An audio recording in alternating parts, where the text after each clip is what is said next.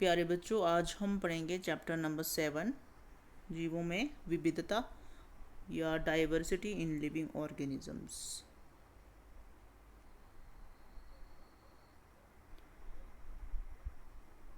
इस चैप्टर में हम विभिन्न जीव जंतुओं के बारे में पढ़ेंगे, उनके कैरेक्टर्स के बारे में पढ़ेंगे और यह देखेंगे कि वो किस प्रकार एक दूसरे से विभिन्न होते हैं, देखने में किस प्रकार एक दूसरे से अलग अलग होते हैं।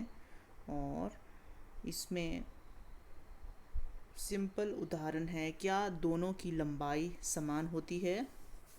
क्या आपकी नाक बिल्कुल आपके मित्र के नाक जैसी दिखती है, या क्या आपके और आपके मित्र की हथेली का आकार समान है? ये तो छोटा सा उदाहरण है विभिन्नताओं को देखने का।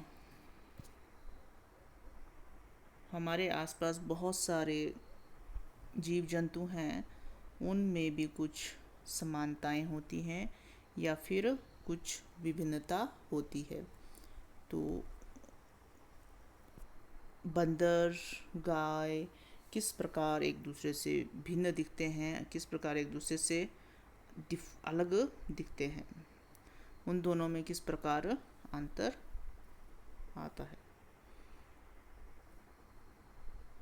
जब हम लोगों को तय करना है कि कौन से ऐसे लक्षण हैं जो किसी समूह के जीवों के लिए अत्यधिक महत्वपूर्ण है, या यूं कह सकते हैं कि ऐसे कौन से विशिष्ट लक्षण हैं जो किसी विशेष समूहों के लिए महत्वपूर्ण हैं। जीवधारियों का वर्गीकरण करते समय हम किन लक्षणों को ले सकते हैं और किन लक्षणों को छोड़ सकते हैं, ये डिसाइड करना बहुत मुश्किल है। पृथ्वी पर रहने वाले जीवों के विभिन्न समूहों के बारे में सोचें तो बहुत ही आश्चर्य होता है कि हमारी पृथ्वी में कई प्रकार के जीव जंतु पाए जाते हैं। उदाहरण के लिए जो बैक्टीरिया है, जिनका साइज़ बहुत छोटा है, कुछ माइक्रोमीटर तक का ही इनका साइज़ होता है। वहीं दूसरे और 30 मीटर लंबे नीली व्हेल और कैलिफोर्निया के 100 मीटर लंबे रेडवुड पेड़ भी देखे गए हैं। ये विभिन्नता का सबसे अच्छा उदाहरण माना जा सकता है। कुछ चीड़ के वृक्ष हजारों वर्षों तक जीवित रहते हैं और कुछ कीड़े मकोड़े केवल कुछ ही दिनों तक जीवित रहते हैं। जैव विविधता रंगहीन जीवधारियों, पारदर्शी कीटों और विभिन्न रंगों वाले पक्षियों और फूलों में भी पाई जाती है। तो कुछ ऐसे लक्षण हैं ये जिनको हम जैव विविधता के लिए महत्वपूर्ण मानते हैं। हमारे चारों ओर की असीमित विभिन्नता को विकसित होने में लाखों वर्ष लग गए। इन सभी जीवधारियों को जानने और समझने के लिए हमारे पास बहुत कम समय है।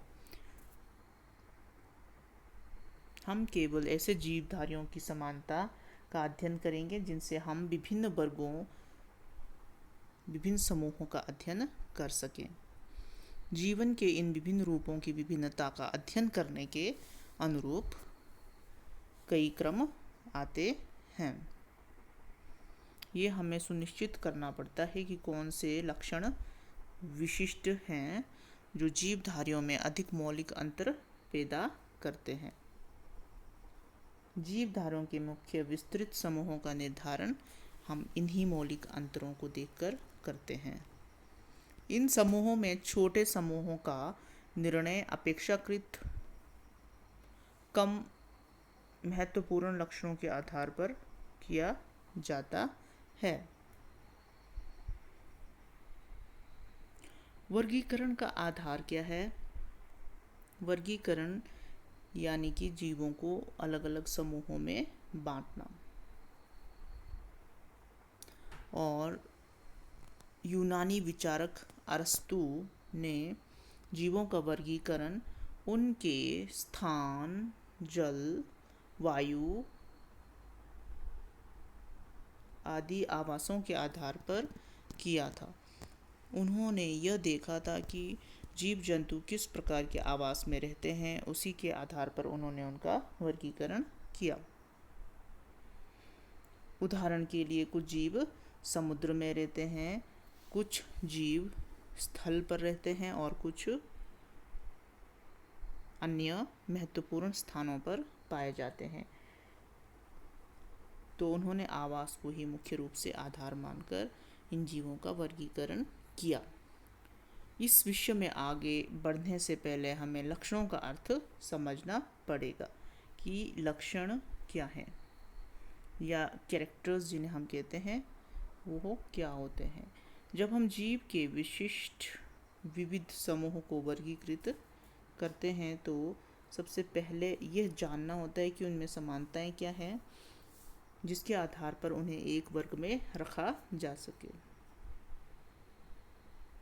और यही उनका लक्षण और व्यवहार होता है, या कहें कि ये जीव की रूप और कार्य को परिलक्षित करता है।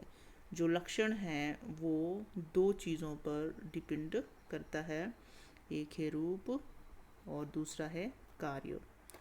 तो रूपों और कार्यों का वर्णन करते हुए हम जीवों को विभिन्न वर्गों में बांट सकते हैं। लक्षण हमें रूप और कार्यों के बारे में बताते हैं।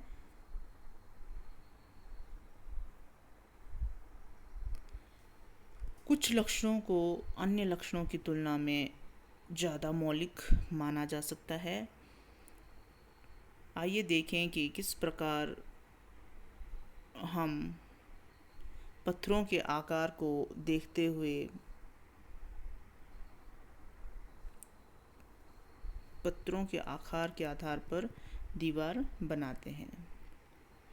पत्थरों का आकार विभिन्न होता है और विभिन्न आकार प्रकार के पत्थरों को हम अलग अलग प्रकार से व्यवस्थित करते हैं।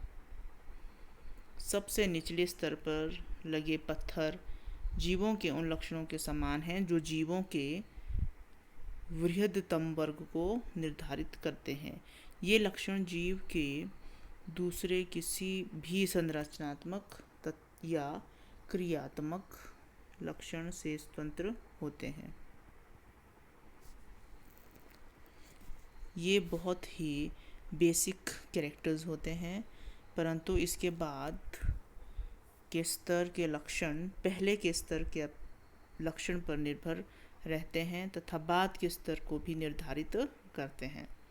ठीक इसी तरह हम जीवों के वर्गीकरण के लिए भी लक्षणों का एक पदानुक्रम निर्धारित कर लेते हैं। आजकल हम जीवों के वर्गीकरण के लिए कोशिका की प्रकृति से प्रारंभ करते हैं और विभिन्न परस्पर संबंधित अभिलक्षणों को दृष्टिगत करते हैं। सबसे पहले हम कोशिका को लेकर ही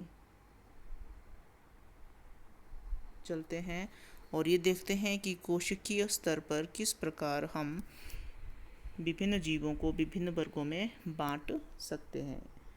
तो कोशिका के आधार पर हम जीवों को दो वर्गों में बांटते हैं, प्रोकैरियोट्स और यूकैरियोट्स।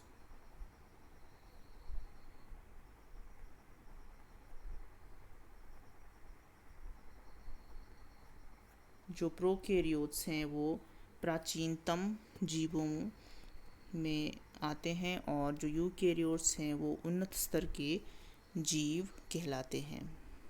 प्रोकैरियोट्स में केंद्रक के बाहर केंद्रक झिल्ली नहीं होती और कोशिकांगों के बाहर भी कोशिका झिल्ली उपस्थित नहीं होती। यूकैरियोट्स में केंद्रक के बाहर एक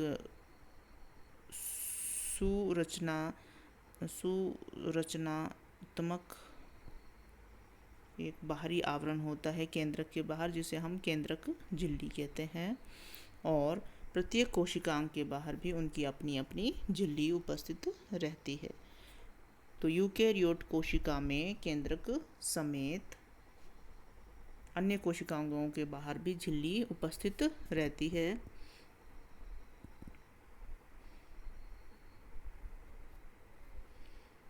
और जो यूकेरियोट्स प्रोकैरियोट्स होते हैं उनमें केंद्रक के बाहर केंद्रक झिल्ली उपस्थित नहीं होती। तो इस प्रकार हम केंद्रक झिल्ली के प्रेजेंस और एब्सेंस के आधार पर उन्हें हम यूकेरियोट्स और प्रोकैरियोट्स में बांट सकते हैं। उसके बाद ये भी देखा जाता है कि जो कोशिकाएं हैं वो किस प्रकार का समूह बनाते हैं और किस प्रकार श्रम विभाजित में भाग लेते हैं। शारीरिक संरचना में सभी कोशिकाएं एक समान नहीं होती, ना ही वो एक समान कार्य करती हैं। वो एक विशिष्ट कार्य करती हैं जिसके कारण शारीरिक संरचना में विभिन्नता उत्पन्न होती है।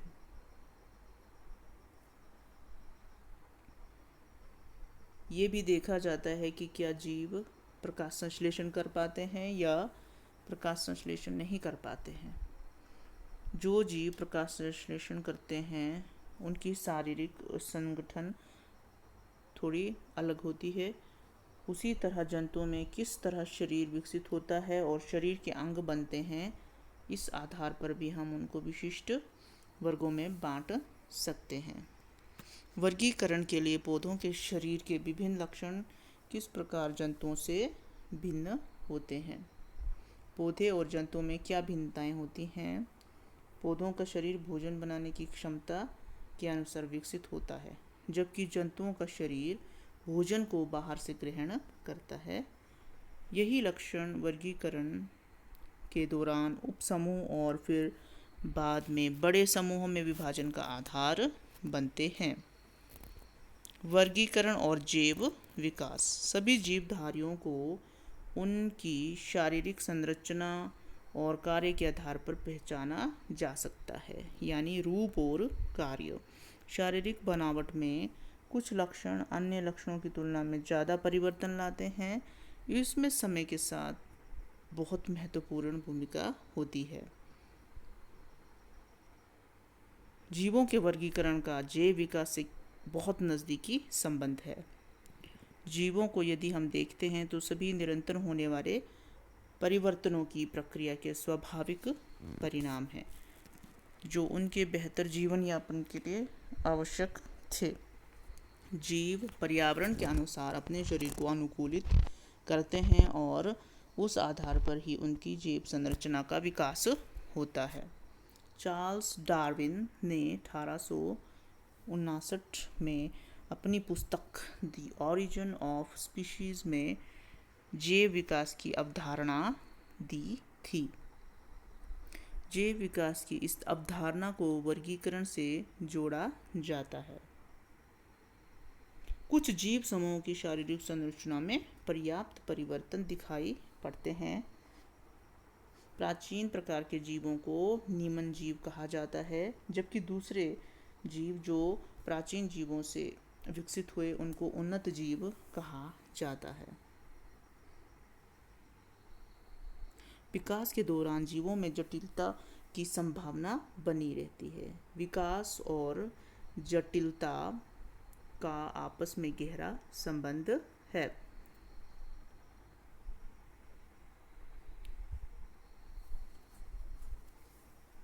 आइए अब देखते हैं कि किस प्रकार जीवों को अलग अलग समूहों में वर्गीकृत किया गया।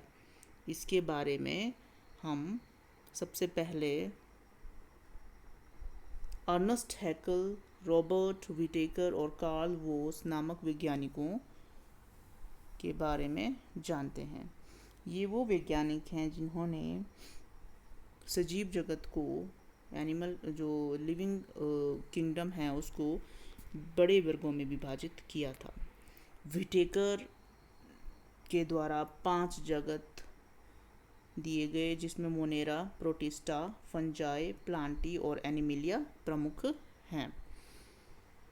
ये समूह कोशिकीय संरचना, पोषण के स्रोत और तरीके तथा शारीरिक संगठन के आधार पर बनाए गए।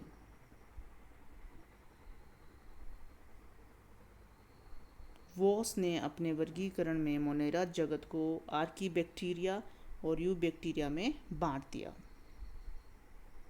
पुनः विभिन्न स्तरों पर जीवों को उपसमूह में वर्गीकृत किया गया है और ये उपसमूह हैं जगत, जिसे हम किंगडम भी कहते हैं, फाइलम जिसे हम डिवीज़न भी कहते हैं, वर्ग, क्लास, गण, ऑर्डर, कुल, फैमिली, वंश, जीनस, जाति, स्पीशीज। तो इस आधार पर वर्गीकरण किया जाता है। तो आज के लिए इतना ही काफ़ी है। आशा है आपको ये वीडियो पसंद आई होगी। इसके आगे का भाग अगले वीडियो में दर्शाया जाएगा। धन्यवाद।